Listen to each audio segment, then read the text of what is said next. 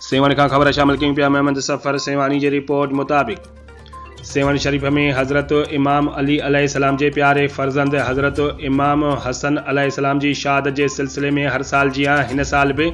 अंजुमन जाफरिया अहल बैत सेवण शरीफ पारां कदीमी मरकज़ी इमाम बारगाह जाफरिया डॉक्टर इकबाल जाफरी के पिड़ तां हिकु मातमी जुलूस बरामद किया वियो, जंहिंजी अगवानी डॉक्टर इकबाल जाफरी करे रहियो हुयो। संदसि इमाम बारगाह तां हिकु ताबूत मुबारक जो जुलूस कढियो वियो,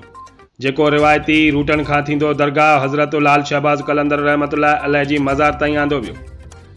जंहिं जुलूस में केतिरनि ई मोमिननि ऐं अज़ादरनि वॾे अंग में शिरकत करे नोहा ख़्वानी ऐं सीना ज़नी जो मातम पिणु कयो, जॾहिं त मातमी जुलूस पंहिंजे रिवायती रूट शाही बाज़ार खां थींदो कदीमी मरकज़ी इमाम बारगाह जाफरिया सेवण ते ख़त्म थियो।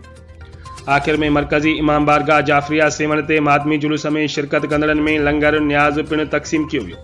जॾहिं त सेवण पुलिस तरफ़ां सिक्योरिटी जा इंतज़ाम पिणु सख़्त किया विया।